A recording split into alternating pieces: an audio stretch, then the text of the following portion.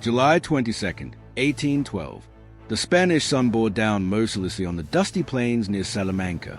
Heat shimmered over the parched earth, and the air was thick with tension. In the distance, two great armies faced each other, each waiting for the other to make the first move. On this day, an event would occur that would not only decide the outcome of a battle, but also reshape the course of the Napoleonic Wars. Arthur Wellesley, the man who would later be known as the Duke of Wellington, sat atop his horse, scanning the horizon. Every line of the French deployment, every movement of the enemy, was recorded in his sharp mind. Wellington was no stranger to war, yet even for a commander of his skill, the events about to unfold would demand every ounce of his strategic genius. Across the plain, 60,000 French soldiers under Marshal Marmont were attempting a maneuver that they believed would catch the British forces off guard. Marmont's army moved with confidence, veterans of countless campaigns, certain in the strength of their columns and the superiority of their tactics. They were about to make a mistake that Wellington would exploit with devastating effect.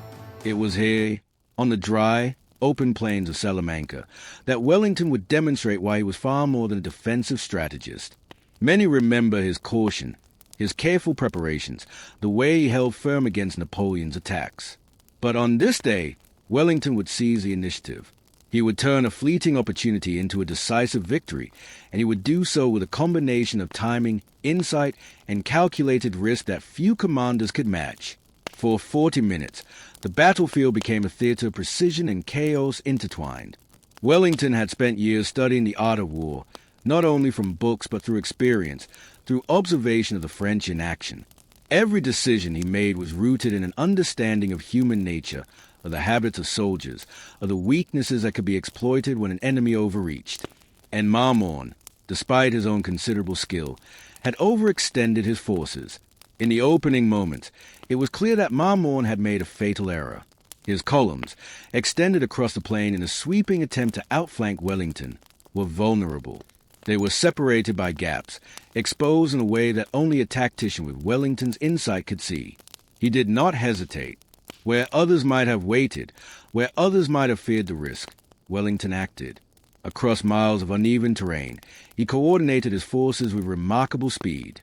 Infantry, artillery, and cavalry were positioned not in isolation, but in a carefully choreographed sequence designed to strike precisely where the enemy was weakest. Every movement was measured, every command deliberate. The British forces, often portrayed as defensive and methodical, were here the embodiment of controlled aggression, of disciplined ferocity. As the French columns advanced, Wellington's eyes never left the gaps. He anticipated the moment when the enemy would be committed, when their overconfidence would make them predictable. And then, with the patience of a master, he struck. British infantry, trained to deliver devastating volleys, prepared to meet the columns head-on. Artillery was placed to maximize impact, each cannon aimed with lethal precision. Cavalry, held in reserve, waited for the moment when they could charge and shatter the enemy's cohesion. It is often said that battles are won by chance, by luck. Yet here, on the plains of Salamanca, chance played little part. This was a victory of intellect, of observation, and of timing. Wellington's ability to see what others could not, to anticipate the consequences of an enemy's movements, would transform what might have been a routine engagement into a historic triumph. By the time the first volleys rang out across the plain, the French had already been ensnared by Wellington's strategy. What followed was an elegant, brutal demonstration of battlefield coordination. The British line struck with precision, the infantry delivering volleys that broke the morale of even the most experienced troops. Cavalry charges hit like thunder, and the French forces, once confident and organized, began to falter. And in the midst of it all, Wellington remained calm, observing, directing, and calculating. The Duke's mind moved faster than the soldiers on the ground, faster than the clouds of dust and smoke rising from a battlefield. Every decision, every shift in position, every volley fired was part of a larger plan, a plan that would leave the French shaken and open the path to Madrid. July 22nd, 1812, was not merely a day of combat. It was a day when a commander's vision and decisiveness changed history. The Battle of Salamanca is remembered by historians as Wellington's finest tactical achievement, the moment when he transformed opportunity into triumph, when he turned a single afternoon into a victory that would reverberate across Europe. Few today know the story. Few today remember how the myth of French invincibility was shattered on a sun-baked Spanish plain. But for those who study the art of war, for those who understand the weight of leadership and the importance of timing, Salamanca is a testament to what can be achieved when insight meets action. And so, the stage was set, the lines were drawn, the commanders poised, and in the heat of that Spanish summer, a battle began that will be remembered not for its size, but for its brilliance. This is a story of the Battle of Salamanca, the forgotten victory that proved Wellington was more than a general. He was a master of war. Spain, 1812. The country had been a battlefield for years, a landscape scarred by the grinding clash of empires. The Peninsular War had become a war of attrition, a conflict that tested the limits of soldiers, commanders, and entire nations. The French, under Napoleon, believed they were bringing order and domination to the peninsula. The Spanish, aided by British and Portuguese forces, fought with determination born of resistance, desperation, and the unyielding desire for freedom. At the heart of this struggle stood Arthur Wellesley, the Duke of Wellington. Known for his careful planning, his unwavering discipline, and his keen mind, Wellington had already earned a reputation as a master of defensive warfare. He had successfully protected Lisbon, held key positions against superior French forces, and transformed the British army into a disciplined, effective fighting machine. Yet Salamanca would demand something different. Hey, Wellington would not simply hold, he would strike. Opposite him, Marshal Marmont commanded the French forces. Marmont was no ordinary general. He was experienced, capable, and ambitious. He understood warfare, and he believed in the strength of his army. 60,000 French troops, well-drilled, confident, and eager, were arrayed against Wellington's forces, some 40,000 strong. Numbers alone might have suggested an advantage for the French, yet the art of war is rarely dictated by figures. Position, timing, and observation often outweigh sheer strength. Marmont's plan was bold. He sought to outflank Wellington, to catch the British off guard and force them into retreat. Across the plains, French columns shifted and maneuvered, extending their line in a sweeping arc designed to envelop Wellington's right flank. It was a maneuver that, if successful, could have broken the British position entirely. Yet such movements carried risks. Stretching an army across miles of uneven terrain left gaps. It exposed weaknesses, and it created vulnerabilities that a vigilant opponent could exploit. Wellington recognized these risks immediately. Standing on a slight rise, he could see the French deployment with clarity. His eye traced the lines of infantry, the positions of cavalry, the spacing between divisions. What others might have dismissed as a minor flaw he identified as a decisive weakness. The French overextended themselves. Their columns were separated. Their cohesion was threatened. In that moment, Wellington understood that opportunity had arrived. Opportunity, however, demands action. Wellington did not hesitate. His mind worked quickly, calculating the movements required to exploit Marmont's error. Across miles of terrain, he would coordinate infantry, cavalry, and artillery. Every unit had to act in concert. The infantry would strike at the exposed French center. Cavalry would flank and disrupt. Artillery would soften positions and break morale. Precision, timing, and discipline would be essential. But the challenge went beyond tactics. The Peninsular War was not fought only with muskets and cannons. It was fought against fatigue, against heat, against rain. Soldiers marched across scorched plains, their boots kicking up clouds of dust that choked their lungs. Horses sweated under heavy saddles. Commanders shouted orders over the roar of cannons and the cries of men. Yet Wellington's planning accounted for all of it. He had trained his army to move efficiently, to respond instantly to commands, and to fight under conditions that might have broken lesser troops. The Spanish terrain itself added complexity. Salamanca's plains were dotted with small rises, ridges, and the greater Arapal Hill, which overlooked the battlefield. Control of these features could determine the flow of combat. Wellington understood this instinctively. Heights would provide observation. Open spaces would allow volleys to be delivered effectively. Defensible positions could anchor attacks and prevent countermaneuvers. In Wellington's hands, geography became a weapon. As the morning sun climbed higher, both armies prepared. The French columns moved steadily, their confidence evident. The British troops held their positions, disciplined and alert, ready to act at a moment's notice. Every officer, Every soldier was aware that the day ahead could be decisive. For the British, this was more than a battle. It was a chance to demonstrate skill, coordination, and courage. For the French, it was a test of experience and resolve. And yet, within the French confidence lay a subtle flaw. Marmont's army, though experienced, had become predictable in its movements. Wellington had studied the French for years, observing their tactics, understanding their patterns, and learning how to anticipate errors. Where Marmont saw opportunity, Wellington saw vulnerability. Where the French intended to envelop, the British would strike. The stage was set for an encounter in which strategy, timing, and leadership would be as lethal as any musket volley or cavalry charge. By midday, the tension was almost unbearable. Dust rose from the plains, carried by a light breeze, obscuring the movements of men and horses alike. The battlefield seemed suspended in a quiet, taut moment before the storm. Wellington's gaze swept over the French positions. Every decision, every order, every observation would now be tested. The fate of armies, the balance of the Peninsular War, and the reputation of commanders hung in that fragile moment. This was the world into which the Battle of Salamanca would erupt. It was a world where mistakes were punished immediately, where observation and timing could turn the tide of battle, and where Wellington would demonstrate a level of tactical brilliance that few in history have ever matched. And in that calm before the storm, one thing was certain. On this day, the plains of Salamanca would witness a clash that will be remembered not for its scale alone, but for the genius of a commander who saw, acted, and won.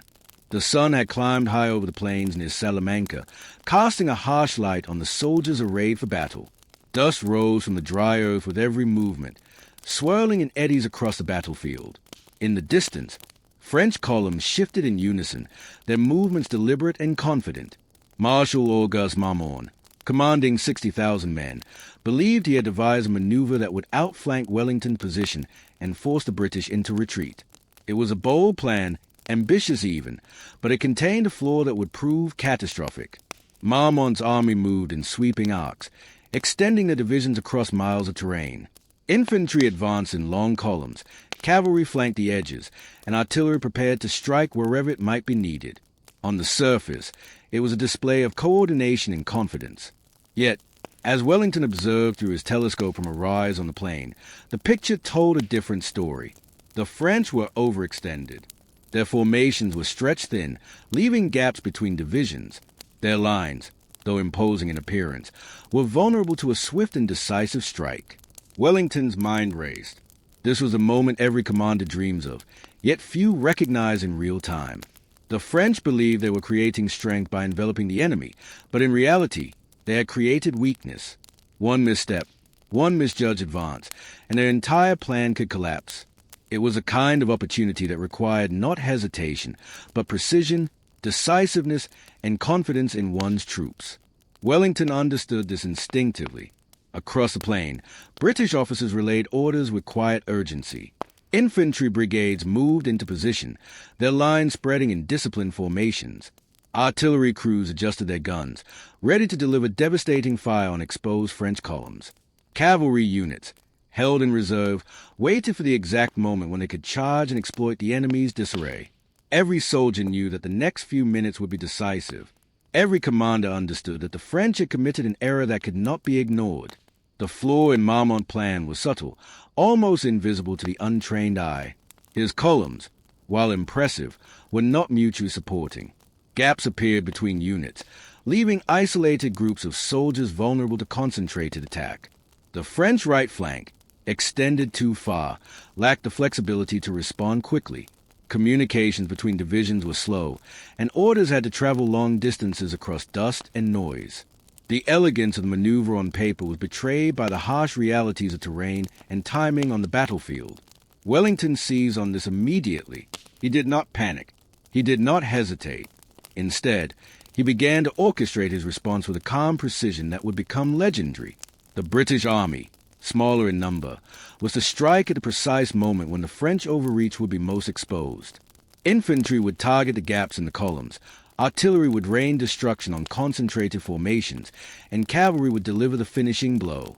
It was a plan that demanded flawless execution, yet Wellington had confidence in his troops. They had trained for moments like this. The next phase was critical. Timing. Wellington understood that an attack too early would be wasted. An attack too late would allow the French to recover. He waited, observing the enemy's movements, counting the seconds as if the battle were a chessboard and each unit a piece that had to move in perfect sequence. Marmont, unaware that his positions were being analyzed with lethal clarity, continued his advance, confident that his plan would succeed. Then the moment arrived. Marmont committed more divisions to the flanking maneuver, stretching his lines even further. Wellington, seeing the fatal vulnerability, gave the order. British infantry surged forward. Rows of disciplined soldiers stepped into the gaps, delivering volleys of musket fire with terrifying accuracy. French units, trained to respond, were caught off guard by the sudden concentration of British force. The cohesion of the columns faltered. Men stumbled. Officers shouted commands that could not be executed in time, and the French formation began to unravel. Artillery opened on the exposed flanks. Cannonballs tore through lines, wreaking havoc in formations that had seemed invincible moments before. Smoke and dust rose together, obscuring vision and adding to the confusion. The sound of musket fire and cannon echoed across the plain in a relentless roar. And in the midst of it, Wellington remained poised, directing movements, calculating every possible reaction, anticipating every maneuver Marmont might attempt. The French soldiers, veterans of many campaigns, now faced a situation they could not manage. Their confidence gave way to uncertainty. Officers struggled to restore order, but the gaps in their lines made coordination nearly impossible. What had been a disciplined advance became a chaotic scramble. Wellington had turned Marmont's own boldness against him. By overextending his columns and failing to maintain flexibility, the French had created the perfect conditions for counterattack. Cavalry charges followed, timed with brutal precision. British horsemen struck at the flanks and rear of exposed units, cutting through ranks and spreading panic. Infantry pressed forward, exploiting every weakness, every hesitation, every gap.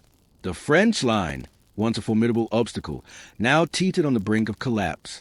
Within minutes, the momentum of battle had shifted entirely. Observers would later marvel at the brilliance of Wellington's recognition. The fatal mistake of Marmont, overextension, poor coordination, and a misjudged flanking maneuver, was not simply noticed. It was exploited with extraordinary skill. The British Army, often characterized as defensive and cautious, had transformed into an instrument of decisive, aggressive strategy. In this single moment, the myth of French invincibility began to crumble. And yet, even as the British pressed their advantage, Wellington's mind remained attentive to every detail. Reinforcements were positioned to support successes and cover weaknesses. Artillery placements were adjusted to continue the pressure. Orders were issued to maintain cohesion, to exploit openings without overreaching. The Duke's understanding of battlefield dynamics, timing, terrain, troop morale, and enemy psychology was on full display. By the afternoon, the consequences of Marmont's error were undeniable. French forces were in retreat, their formations broken, their morale shattered.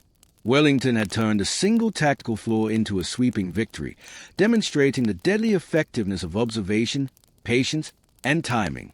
What might have been a routine engagement became a showcase of strategic brilliance, a lesson in how one moment of misjudgment can determine the fate of armies. The Battle of Salamanca would go on to influence the Peninsular War, opening the road to Madrid and weakening Napoleon's position in Spain. But at its heart, it was a story of one fatal mistake, recognized and exploited by a commander whose vision and decisiveness would become the stuff of legend. Marmont's overreach, Wellington's insight, and the disciplined execution of the British Army combined to create a moment that altered the course of history. On that sun-baked Spanish plain, the deadly truth of warfare was revealed. Opportunity, when recognized and seized, can outweigh numbers, experience, and confidence. And in the hands of a master like Wellington, a single tactical misstep could become a triumph remembered for centuries. The plains of Salamanca were alive with movement, but it was a controlled chaos, a choreography that only Wellington could conduct.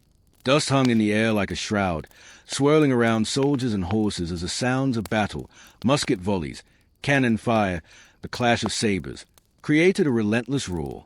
Yet amidst the noise and confusion, Wellington's mind was calm. Every movement on the battlefield, every sound, every hesitation, was being registered, analyzed, and transformed into action.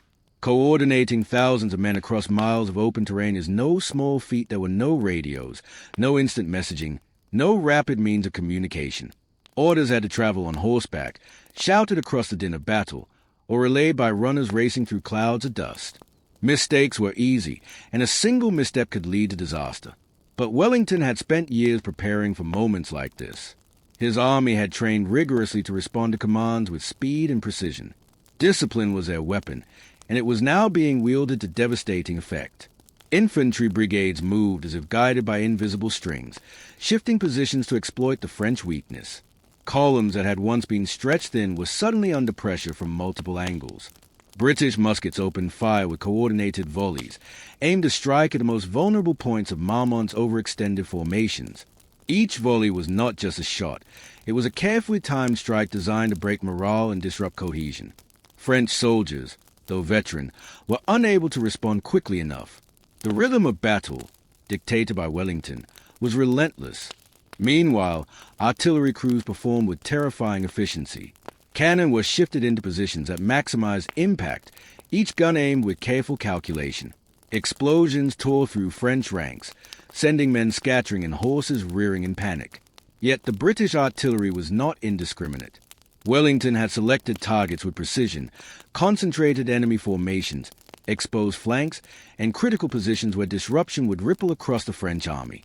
Every shell fired was part of a larger plan, every explosion a note in the symphony of chaos he conducted. And then there was the cavalry. Held in reserve until the precise moment, the British horsemen waited, muscles coiled like springs, eyes fixed on the openings Wellington had created. Timing was crucial.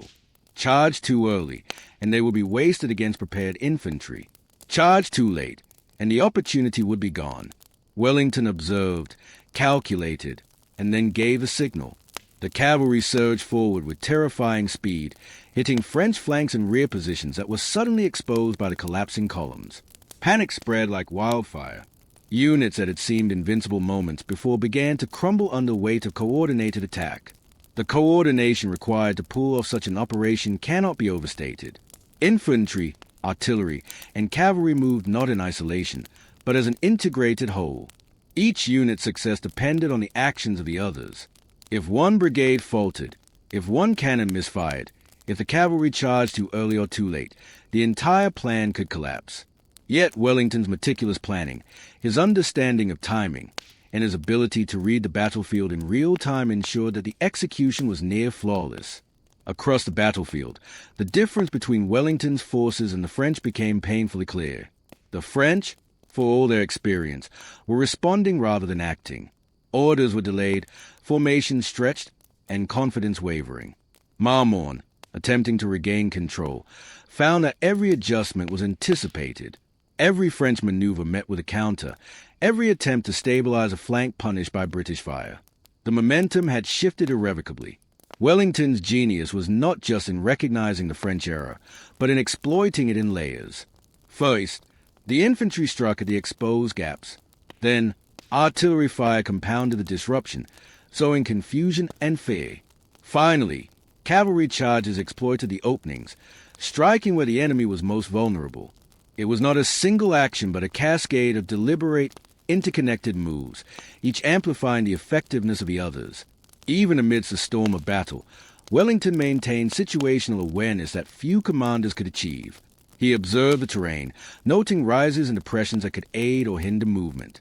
He anticipated how dust and smoke would obscure the enemy's vision, using it to mask his own maneuvers. He monitored the fatigue and morale of his troops, ensuring that momentum was maintained while the French faltered. It was a level of coordination that required foresight, calm, and a deep understanding of both human nature and military science. The British troops themselves were extraordinary instruments in this plan. Infantry drilled in volleys, artillery crews trained for rapid repositioning, cavalry conditioned for precision charges. Each soldier understood not just their own role, but how it fit into the larger picture. Discipline and training allowed Wellington's strategy to unfold seamlessly across a battlefield spanning miles. In contrast, the French, despite their numbers and experience, were hampered by distance, poor communication, and the overextension of their formations. As the afternoon wore on, the effectiveness of Wellington's coordination became unmistakable. French units began to falter under pressure. Gaps widened, command broke down, and panic spread. Wellington's army, moving in synchrony, pressed relentlessly, striking with the precision of a surgeon's scalpel. The battlefield, which moments earlier had been a canvas of uncertainty, was now dominated by the rhythm and control imposed by Wellington. In that moment, the true brilliance of the Duke became apparent. This was not merely a victory of arms. It was a victory of organization, observation, and timing. He had turned complexity into clarity, chaos into a weapon. Every movement of infantry, every placement of artillery, every charge of cavalry was deliberate, interconnected, and decisive. Wellington had not only recognized Marmont's fatal mistake, he had orchestrated its destruction. By the end of the coordinated assault, the French line was in tatters. Units that had once stood firm were scattered, disoriented, and demoralized. Wellington's forces, though smaller in number, had imposed their will through superior planning, disciplined execution, and relentless coordination. What could have been a chaotic engagement became a demonstration of tactical genius, a case study in how organization and insight can dominate even a numerically superior foe. The Battle of Salamanca, in these moments of precise coordination, reveals why Wellington is remembered as one of history's greatest military minds. It was a display not only of courage and firepower, but of intellectual mastery of the battlefield. By synchronizing the movements of infantry, artillery, and cavalry, Wellington turned a series of small opportunities into a decisive, overwhelming victory. In the dust and roar of Salamanca, one lesson became clear. War is won not by chance alone, but by the ability to impose order on chaos, to coordinate disparate forces into a single instrument of power, and to strike decisively when the moment arrives. Wellington's orchestration of the British Army in those crucial hours was nothing short of extraordinary, a masterclass in the art of command. By mid-afternoon, the plains of Salamanca had become a theater of destruction, yet one governed by the meticulous design of Wellington's mind. Smoke from cannon fire hung thick over the battlefield, drifting across ridges and hills, mingling with dust kicked up by marching soldiers and galloping cavalry. The once pristine French formations, stretched thin by Marmont's fatal error, now stood exposed to the full weight of British discipline and firepower. It began with the infantry. Wellington's men, drilled in the art of coordinated volleys, moved with measured precision. Muskets were raised, aimed, and fired in disciplined lines, delivering devastating impact on the exposed French columns. The French soldiers, though veterans hardened by years of Napoleonic campaigns, were unprepared for the ferocity and timing of the British volleys. Rows of men fell, officers struggled to maintain control, and panic began to ripple through the ranks. Each volley was not random but calculated, designed to break cohesion rather than merely inflict casualties. British infantry fired in synchronized bursts, maintaining a relentless rhythm that left French formations staggering and uncertain. Where French columns tried to reform, another wave of musket fire struck with surgical precision. The British had mastered the art of firepower, and on the plains of Salamanca, it proved lethal. Artillery complemented the infantry. Wellington's gunners, positioned on ridges and commanding the battlefield, unleashed cannon fire on the densest parts of the French line. Each shot tore through ranks, shattering not only bodies but morale. Smoke, debris, and cries of men created an atmosphere of chaos, yet it was a chaos orchestrated by Wellington's strategy. He had placed every gun with purpose, ensuring that every French unit faced the maximum pressure at precisely the right moment. And then came the cavalry. Wellington had kept his horsemen in reserve, waiting for the exact moment when the enemy's cohesion would falter. That moment arrived when French columns, staggered and disordered by infantry and artillery, could no longer maintain defensive formations. With a thunderous charge, British cavalry swept into the flanks and rear, cutting through confusion and fear. Sabers flashed, hooves thundered, and panic spread like wildfire. Units that had seemed invincible were now crumbling under a force they could not resist. The heroism of individual soldiers was woven into this larger tapestry of strategy. British infantry held their lines under the withering fire, refusing to yield even when French grenadiers counterattacked. Cavalry officers rallied their men, leading charges that broke the spirit of the enemy. Artillery crews worked tirelessly, loading and firing, repositioning to keep the pressure constant. Every act of courage, Every disciplined volley, every precise charge contributed to a crescendo of triumph that Wellington had orchestrated across the battlefield. Perhaps the most famous moment of human drama came when Wellington, observing the French collapse, reportedly threw down his chicken leg in sheer excitement. It was a small, almost comic gesture, yet it encapsulated the intensity of the moment. Here was a general who had spent years studying warfare, whose patience and caution had won him respect, now witnessing the fruition of a perfectly executed plan. The battlefield, in all its chaos and horror, had become a canvas upon which Wellington painted his masterpiece. One of the pivotal points of the battle was the assault on the greater Arapile Hill. This small rise dominated the surrounding plains, offering observation and control over the battlefield. French forces attempted to defend it, recognizing its strategic value, yet British troops, driven by discipline and courage, stormed the position with relentless determination. Musket fire, bayonet charges, and artillery support combined to overwhelm the defenders. By taking the hill, Wellington secured not only a tactical advantage but a psychological one. The French, watching their key positions fall, began to lose faith in their ability to recover. Every maneuver, every strike, and every charge on that day was an illustration of Wellington's understanding of timing. He knew exactly when to commit infantry, when to unleash artillery, and when to release cavalry. By coordinating these forces across miles of terrain, he transformed individual actions into a symphony of destruction. The French columns, once confident and disciplined, were shattered into fragments. Officers struggled to restore order, but it was too late. The British momentum was unstoppable. As the battle raged on, the human cost became apparent. Thousands of soldiers lay wounded or dead across the plains, a grim reminder of the ferocity of Napoleonic warfare. Yet within this carnage, the narrative of heroism and discipline shone through. British units, under Wellington's command, had turned strategy into action, courage into victory, and opportunity into irreversible success. Every soldier, from officer to private, had played a part in what would become one of history's finest tactical achievements. By the end of the clash, the consequences were clear. The French army was in full retreat, their formations broken, morale shattered, and their advance halted. Wellington's forces, though fewer in number, had imposed their will through discipline, coordination, and timing. The battlefield that had seemed evenly matched in the morning now belonged entirely to the British. Victory had been seized in a single, decisive afternoon. This was more than a tactical win. It was a demonstration of what military historians now describe as Wellington's greatest achievement. Where Waterloo often dominates public imagination, Salamanca showcased his ability to recognize opportunity, coordinate multiple forces across complex terrain, and execute a plan with precision under the most demanding conditions. The British army was not simply defending. It was attacking, dominating, and exploiting every weakness with lethal efficiency. The story of July 22nd, 1812, is not merely about strategy. It is about courage under fire, discipline in the face of chaos, and leadership that transforms individual effort into collective triumph. The Battle of Salamanca reminds us that heroism exists not only in dramatic charges or personal acts of bravery, but in the orchestration of complex movements, the timing of decisive action, and the unwavering calm of a commander who sees what others cannot. By the late afternoon, the plains were littered with the evidence of Wellington's victory. French forces, routed and demoralized, retreated in disarray. British troops held the field, exhausted but triumphant.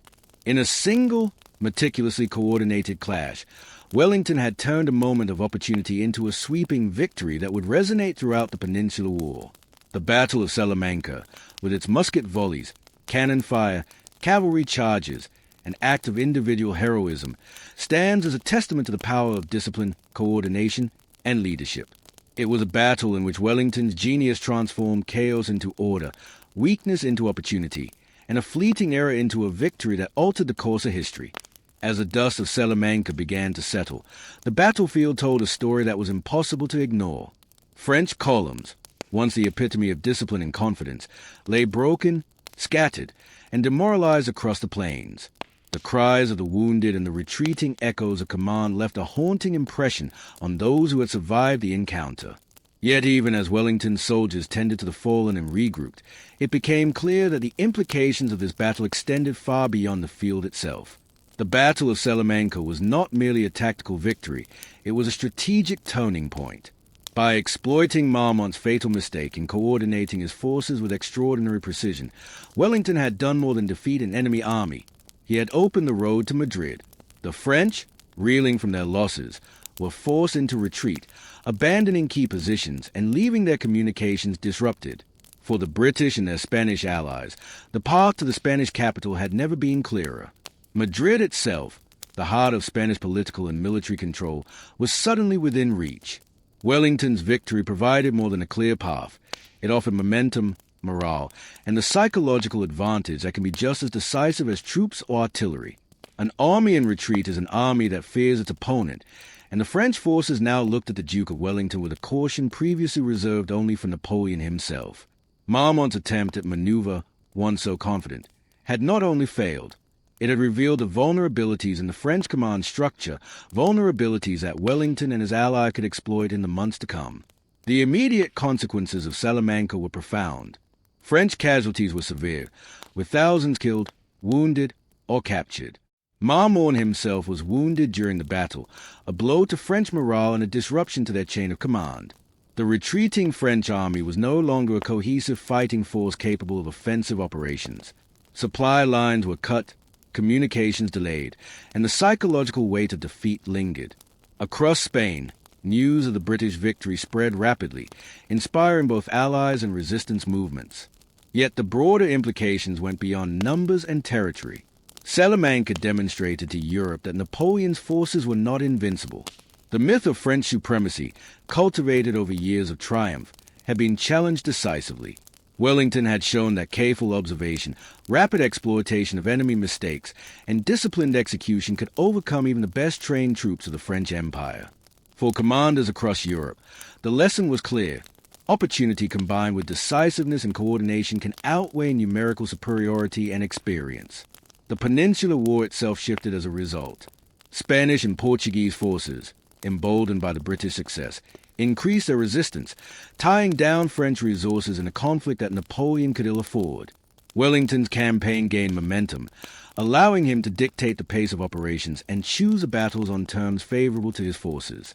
The French, forced into defensive positions, lost the initiative, and their ability to project power across the Iberian Peninsula was weakened significantly. Beyond the immediate military consequences, Salamanca had political significance. In Spain, the victory reinforced confidence in the Allied coalition of British, Portuguese, and Spanish forces. It demonstrated that coordinated effort, leadership, and local knowledge could overcome a numerically superior enemy. Across Europe, diplomats and military observers recognized the implications. Napoleon's armies, long regarded as unbeatable, could be defeated when confronted with disciplined strategy and tactical genius. For Wellington himself, Salamanca was a moment of personal triumph that would define his reputation for decades.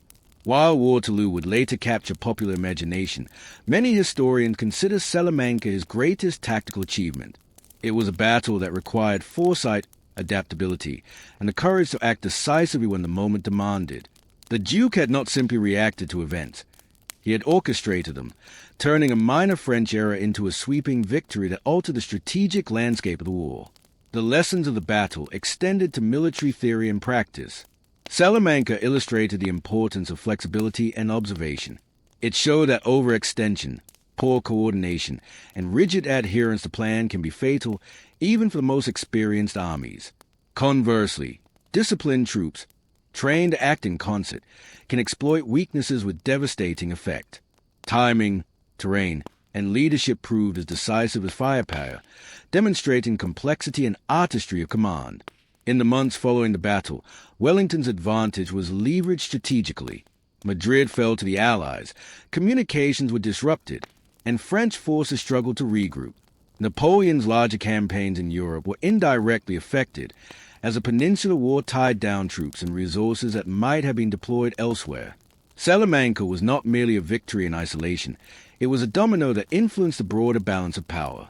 And yet, despite its importance, the battle has often been overlooked in popular memory. While Waterloo occupies a place in history books and public imagination, Salamanca remains relatively unknown outside military circles.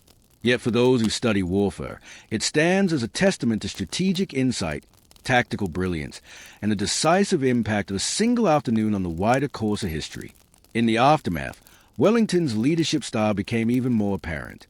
Calm under pressure, observant, and decisive, he demonstrated that the mind of a commander can be as powerful as the weapons of his soldiers. Salamanca was a proof of concept for his methods, disciplined training, keen observation, and the ability to coordinate complex operations across distance and chaos. It was a demonstration that leadership, more than numbers, often determines the outcome of battle. By the time the sun set over the plains, the French army had retreated, the British held the field, and the strategic landscape of Spain had been irrevocably altered. Salamanca had not merely won a battle. It had shifted momentum, opened the road to Madrid, and challenged the perception of French invincibility. The consequences extended far beyond the soldiers who fought that day, influencing the course of the Peninsular War and, ultimately, contributing to Napoleon's eventual downfall. The Battle of Salamanca reminds us that history often hinges on moments of insight and opportunity. Marmont's era created the conditions. Wellington's brilliance exploited them. Discipline, timing, and coordination transformed chaos into victory. And in doing so, a single afternoon in July 1812 reshaped the strategic balance of an entire continent. The sun was beginning its slow descent over the plains of Salamanca, casting long shadows across the battlefield. The echoes of musket fire and cannon had faded, replaced by the muted groans of the wounded and the restless movement of troops tending the fallen. The dust was settling, but the significance of the day would linger far longer than the smoke of battle. July 22nd, 1812, had been more than a mere clash of armies. It had been a demonstration of leadership, strategy, and vision at its most extraordinary. Arthur Wellesley, the Duke of Wellington, stood surveying the aftermath. His horse shifted uneasily in the dust, but the Duke himself remained composed, his eyes fixed on the remnants of Marmont's once proud army. For Wellington, the battle was both a confirmation of his planning and a vindication of his understanding of warfare. Yet there was little time for celebration. Battles demand discipline until the final order is given, and the victory had to be secured. Still, even amidst the grim reality of war, the Duke felt a rare satisfaction, a recognition that his strategy had been executed flawlessly. The Battle of Salamanca stands today as one of Wellington's finest achievements, and yet it is often overshadowed by Waterloo in popular memory. But for those who understand the art of command, Salamanca is more than just a historical footnote. It is a testament to the power of observation, the value of timing, and the decisive impact of leadership in the chaos of battle. Wellington's ability to identify Marmont's fatal mistake, to coordinate multiple forces across miles of difficult terrain, and to execute a plan with precision, remains a benchmark of military genius. What made Wellington extraordinary was not simply his understanding of tactics, but his ability to combine intellect with human insight. He understood the capabilities of his troops, the tendencies of his enemy, and the influence of terrain and timing on the flow of combat. He knew when to wait, when to strike, and when to exploit the smallest advantage. And on the plains of Salamanca, he applied this knowledge with unerring skill. The result was a victory that reshaped the Peninsular War, opened the road to Madrid, and struck a psychological blow against French forces that reverberated far beyond the battlefield. The heroism of the soldiers cannot be overlooked. British infantry held their lines under withering fire, delivering volleys that broke veteran French columns. Cavalry charges struck with precision at moments of weakness, shattering morale and spreading panic. Artillery fire cut through the French lines with devastating accuracy. And amidst all this, individual acts of courage and discipline illuminated the broader brilliance of Wellington's strategy. Every soldier played a part in a plan far larger than themselves, a plan conceived by a commander whose vision extended across the battlefield like a guiding hand. The psychological dimension of Salamanca was equally profound. The French, once confident and aggressive, were routed not merely by firepower but by the mastery of coordination and timing. Their overconfidence had been exploited, their formations disrupted, and their morale shattered. Wellington's victory proved that even the most experienced and battle-hardened troops could falter when confronted by a leader who could see the battlefield with clarity, adapt instantly to opportunity, and strike decisively at the right moment. Strategically, the consequences were monumental. The road to Madrid lay open. French forces were forced into retreat, and the balance of power in the Peninsular War shifted irrevocably. The victory at Salamanca tied down Napoleon's forces, drained French resources, and emboldened Spanish and Portuguese allies to resist with renewed determination. What had begun as a tactical engagement became a turning point in the broader conflict, demonstrating how one afternoon of decisive leadership could influence the fate of nations. Yet beyond the maps, the numbers, and the political repercussions, Salamanca stands as a testament to the human capacity for insight and leadership. Wellington's brilliance was not flashy or flamboyant. It was precise, measured, and calculated. He did not rely on luck. He relied on understanding of men, of terrain, and of timing. He saw opportunity where others saw risk, and he acted with confidence when hesitation would have been safer. It was this combination of intellect, discipline, and decisiveness that transformed a potential skirmish into a historic triumph. In remembering Salamanca, we remember more than a battle. We remember the principles of leadership and strategy embodied by Wellington, the importance of observation, the value of patience, the power of coordination, and the decisive impact of seizing opportunity. The battle demonstrates that victory is often determined not merely by numbers or strength, but by the clarity of thought, the precision of execution, and the courage to act when the moment demands it. As the plains fell quiet, the legacy of that day became clear. Wellington had not only won a battle, he had reshaped the strategic landscape of the Peninsular War, challenged the myth of French invincibility, and demonstrated the enduring power of disciplined, decisive leadership. The soldiers who fought, the tactics that succeeded, and the vision of the commander who orchestrated it all would echo through military history for generations to come. The Battle of Salamanca reminds us that history is often decided in fleeting moments of insight. Marmont's era created the opportunity, but it was Wellington's vision, discipline, and decisiveness that turned it into victory. It is a lesson that extends beyond the battlefield. Careful observation, strategic thinking, and precise execution can overcome even the most formidable obstacles. July 22nd, 1812, may be largely forgotten outside the annals of history, but for those who study the art of war, it remains a shining example of brilliance in command.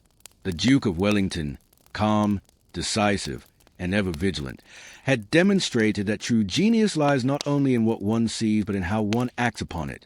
And so, the plains of Salamanca stand silent today, yet their story endures. They tell of a day when discipline, courage, and strategy converge to shatter assumptions, redirect the course of a war, and define the legacy of one of history's greatest commanders. This is the enduring genius of Wellington, a legacy forged not only in victory, but in the mastery of leadership, timing, and the art of war itself.